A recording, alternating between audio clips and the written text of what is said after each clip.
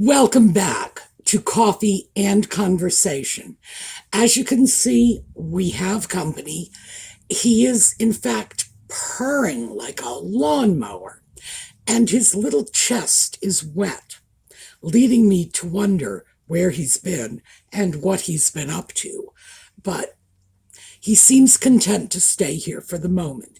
So here you go, all you Audie fans. Yeah, I know. Yes, he is with us, and he is determined not to be ignored. So, let me get this. I'm just going to take it for a second. Yellow, for Catherine, for Lex's mom, for everyone coping with cancer. We are sending our very, very best wishes out to all of you. So, I have something today for you from one of our viewers. And I'm actually going to use this as the title for the video. This is one of the most disturbing scam emails I have ever encountered. And I thought I would share it with you all.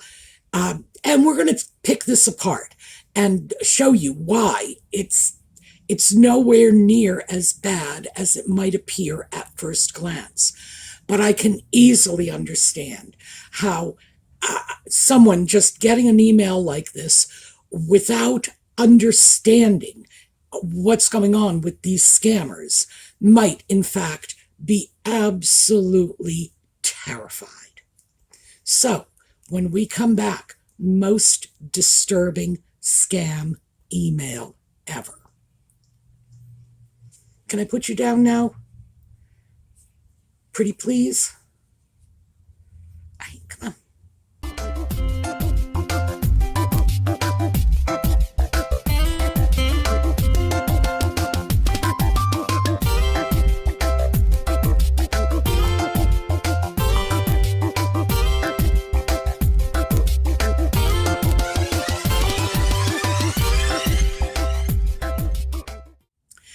So as I mentioned, this email came to me from one of our viewers as she sent it and said, here, take a look at this.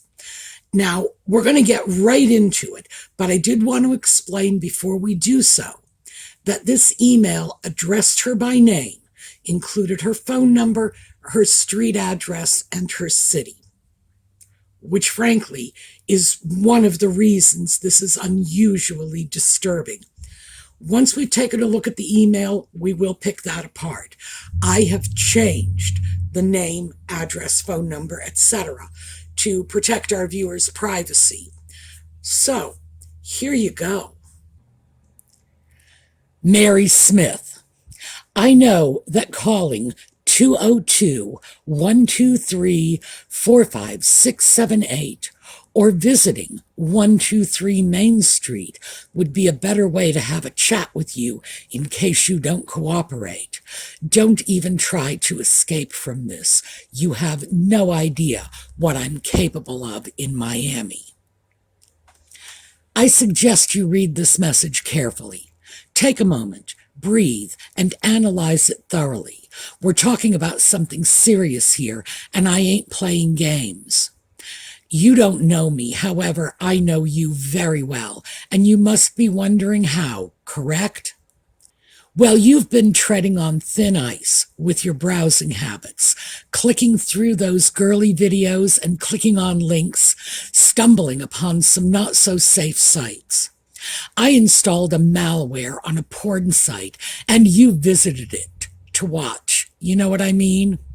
And when you got busy enjoying those videos, your system initiated working as a RDP, remote protocol, which gave me complete accessibility to your smartphone.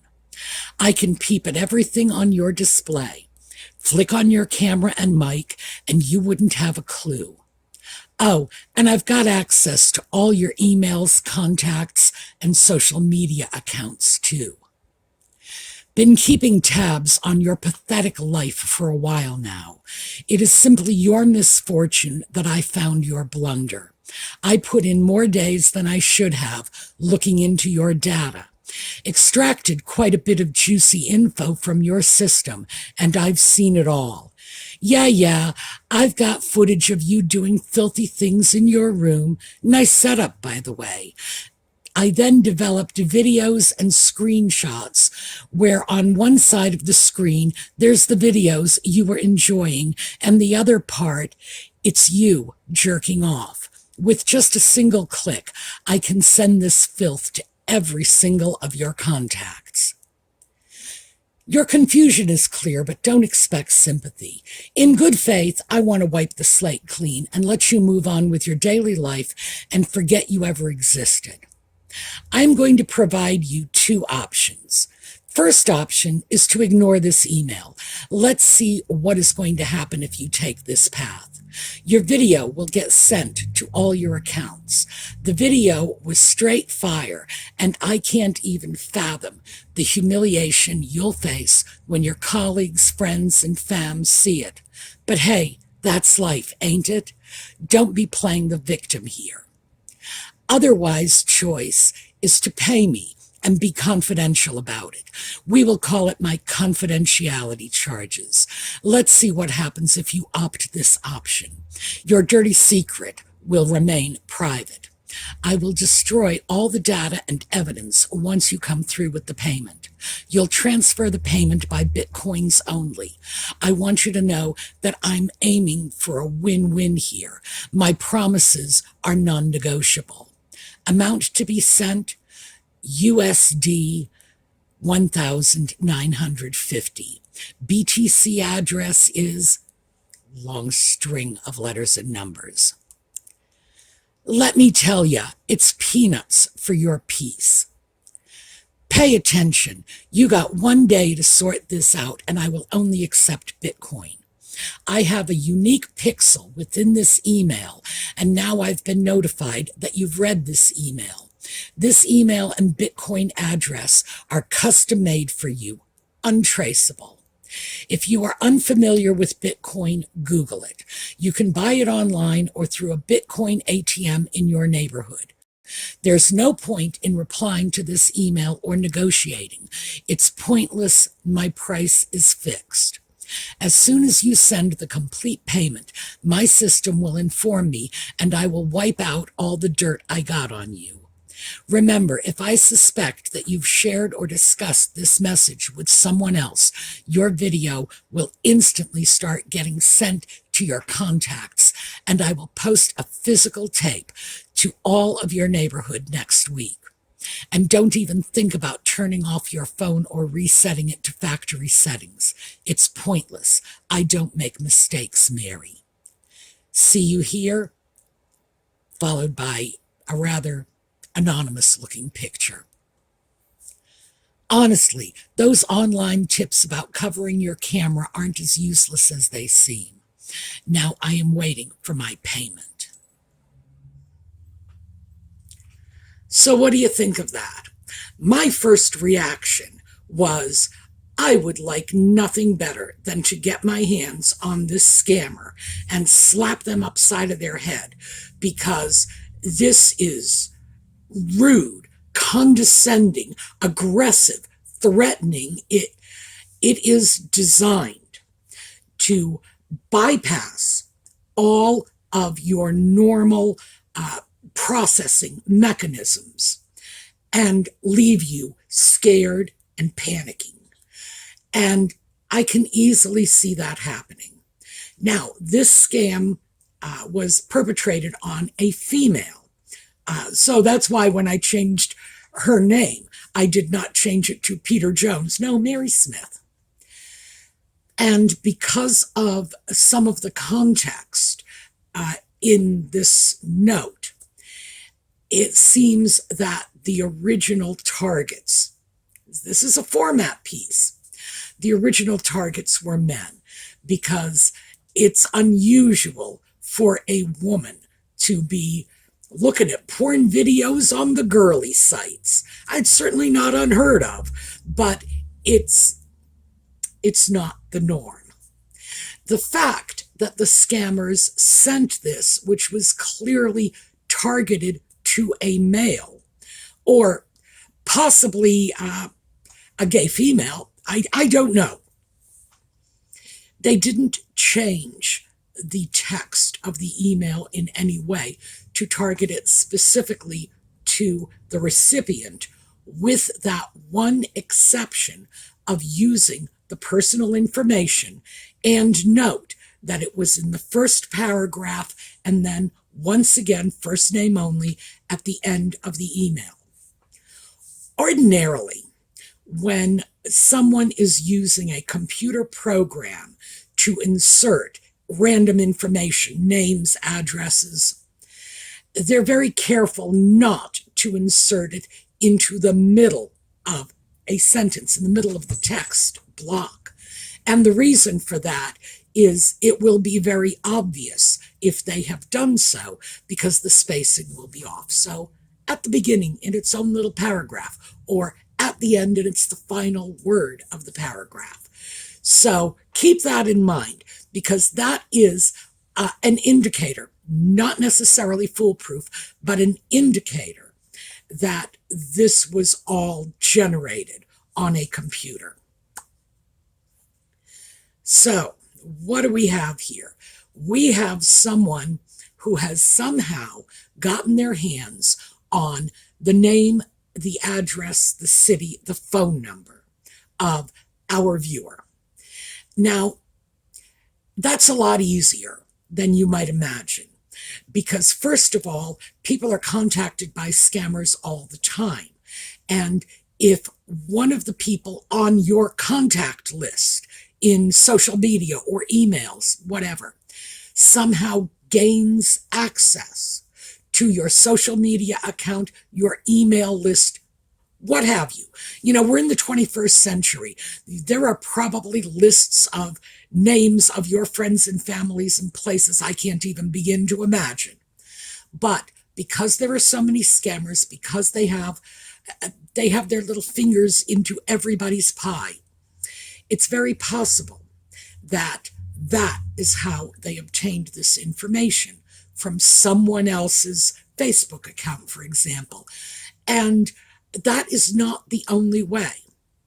I will tell you this, because this is disturbing to me, should be to you, but I have done research on totally diverse topics that had nothing to do with the people whose info I eventually came up with. And I've been able to go online, and in 2 to 3 minutes, that's all. And I'm not just not a computer expert, I am a 70-year-old blind woman. I read and write Braille. 2 to 3 minutes. I've got somebody's name, their home address, their phone number, often their date of birth, and occasionally even their salary at their job. You would be astounded by the amount of stuff that is available on the internet for the taking. And some of you may be thinking, oh, I'd better sign up for one of those sites that purges all my information before you do that. Let me just tell you, I am not 100% sure that those sites are not scamming too, because quite frankly, I signed up for one of those sites and all they ever did was send me emails once or twice a month saying, can you please help us figure out which one of these entries are you?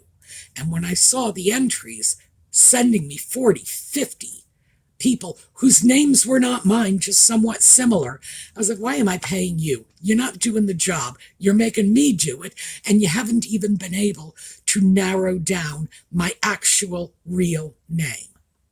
So I would say, no, this is absolutely not this is not me urging you to go out and sign up for one of those services.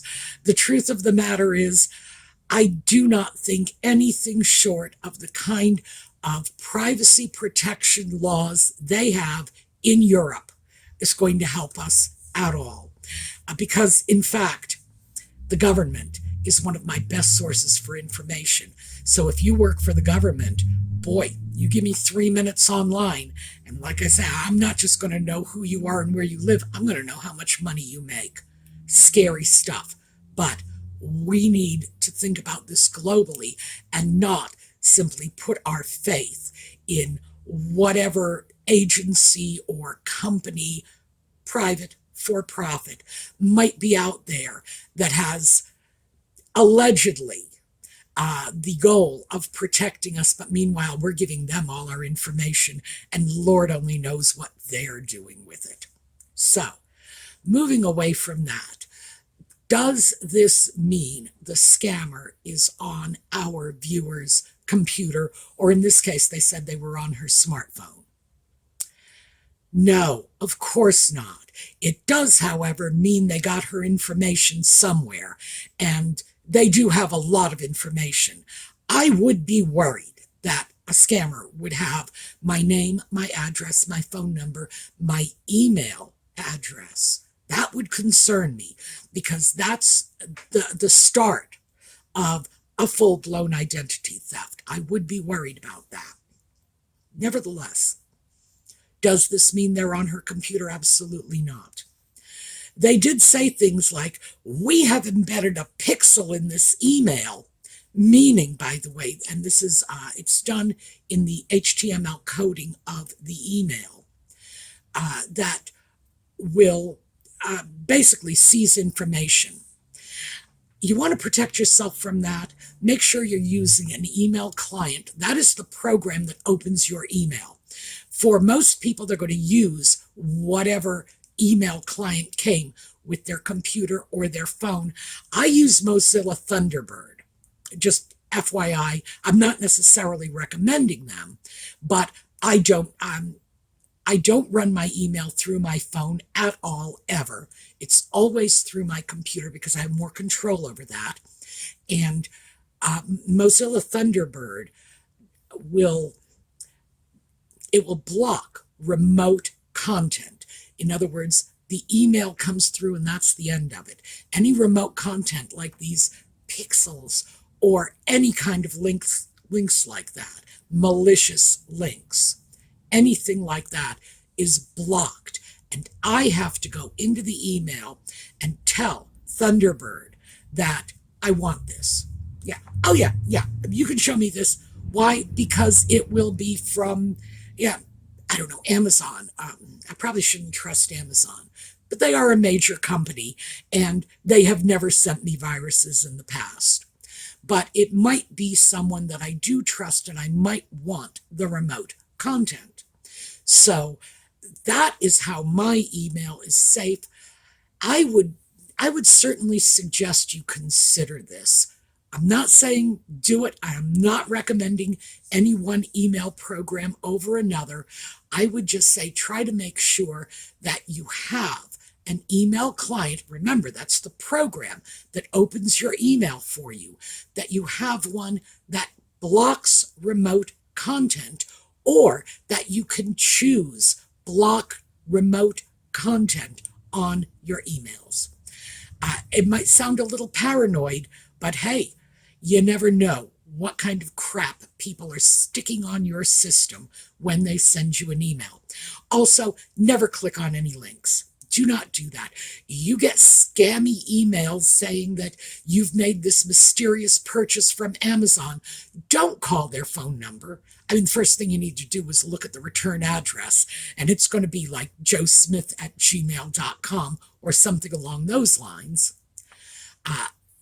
Don't click on the links.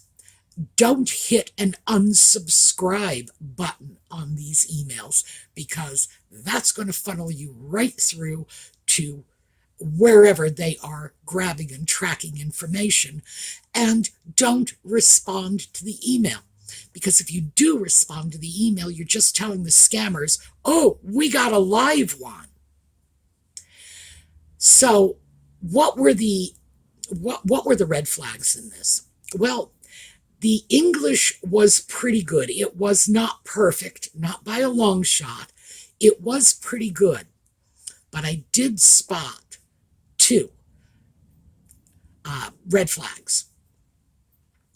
One of them was the use of ain't.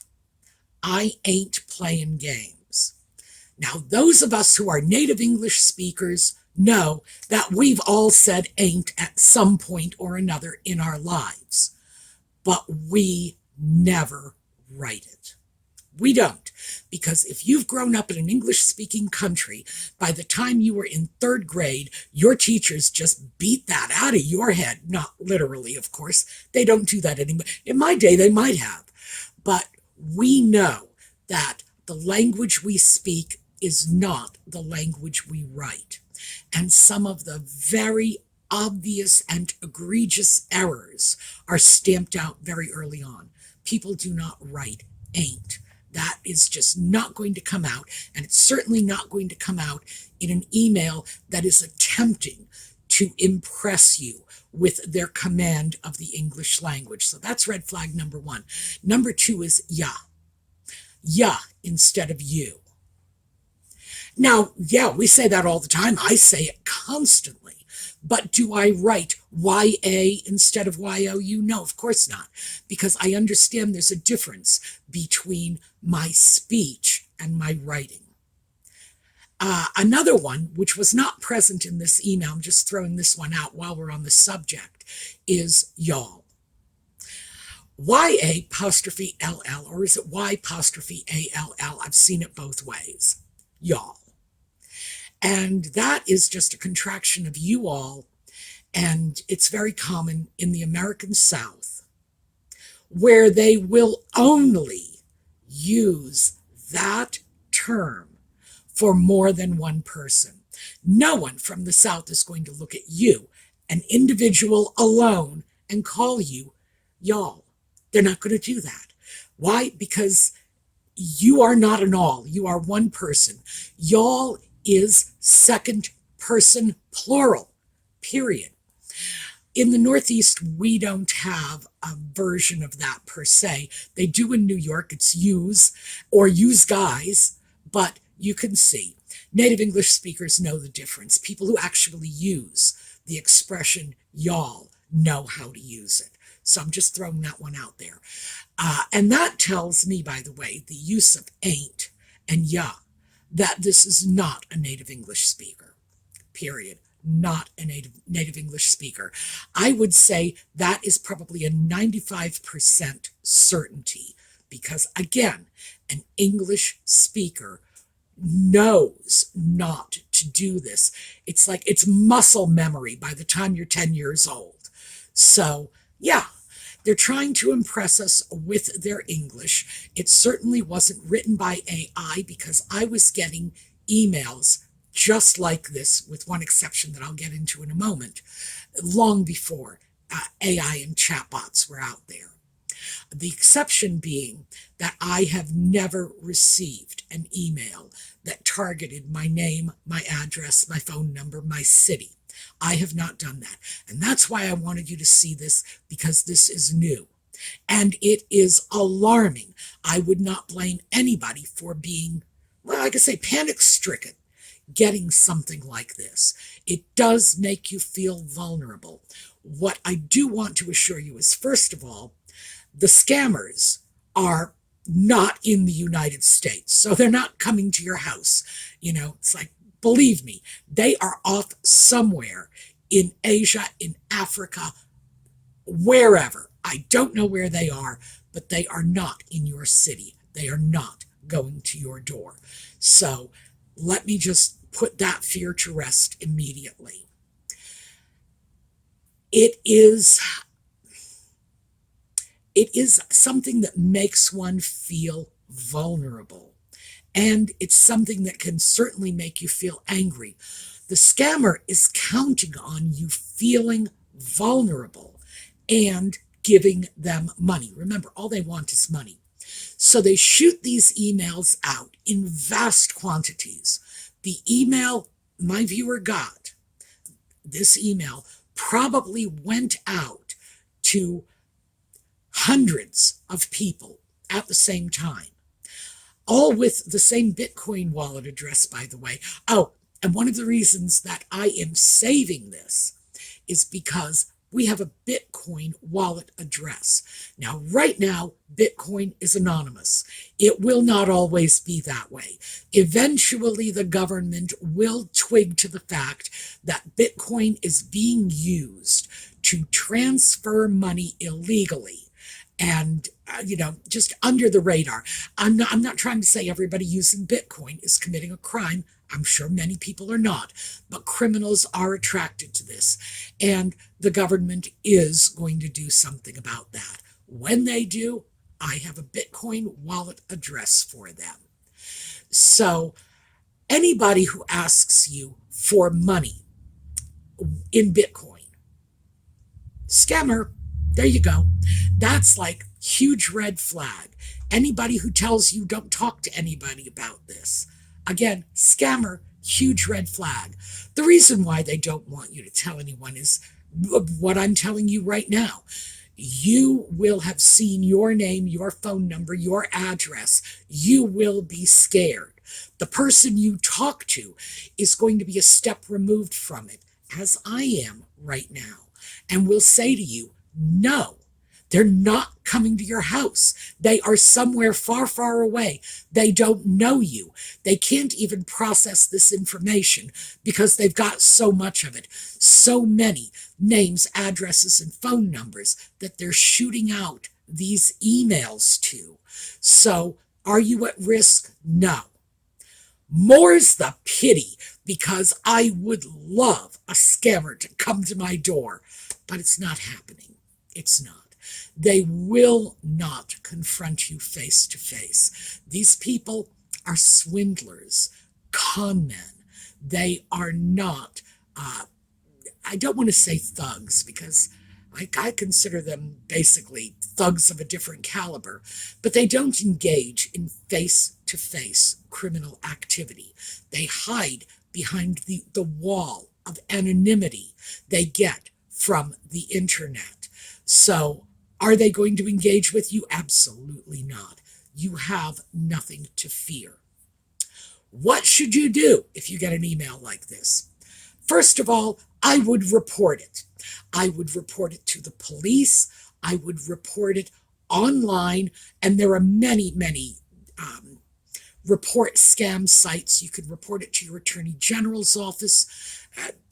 There's no end to the number of reporting mechanisms we have out there. I would absolutely report it because you are being threatened, and that is a crime. Next, I would certainly consider at least changing my phone number and changing my email address if that's feasible, because it's clearly in the hands of scammers, and you will continue to be targeted. If not by this scammer, remember, they trade and sell their victim lists all the time. And once one scammer has your information, leaves you wide open to any other scammer out there. I would do that minimally. I wouldn't pack up in the night and move away, but I would certainly at least try to keep my phone number and my email address out of the hands of scammers. The next thing I would do is talk to all my family, friends, etc., because getting that kind of information, remember, scammers do this because they are too lazy to get real jobs. They don't like working. So if they don't like working, what's the easiest way for them to do this? To get it from someone else who they have scammed. So I would talk to my friends, my family. I'd go through my contact list. And even if all I was doing was just writing a form email and sending it out to everyone on my list saying, by the way, my information ended up in the hands of a scammer. Please check your own accounts, be safe. I would do it. Mostly because the scammers, the only protection we have as a society against this kind of criminal is widespread knowledge of who they are, what they do, how they operate. None of us are going to be safe from these scammers until eventually we are able to persuade law enforcement to start taking this seriously, use their resources to go after these people, because they can do it. They have the resources. We need to persuade our lawmakers to shut down services like Bitcoin, sorry about that, Bitcoin users, that can be used to launder money and hide illegal activity. Because let's face it, it's not just scammers, it's drug dealers and arms dealers who are using these accounts. These are not a bunch of Girl Scouts using it to transfer their cookie money to their scout leader. No, no. We really need to make sure that the age of technology is working for us, not against us. And right now, it's working against us. And we certainly need to be looking to our lawmakers to give us better online privacy. Because as it stands right now, I would be willing to bet every last one of you watching this video that a full 50% of the companies you do business with, maybe more, are selling your information to someone else. I mean, I know they're doing it to me, which is one of the reasons I give them false information, and I keep stacks of dummy email addresses. I should be clear. A lot of them are for my own scam baiting hobby, but anyone can go on Gmail and open an email account. If you think that there's a possibility your regular email account has fallen into the hands of someone you don't want to have that information, go on Gmail and open a new one. It's as easy as pie.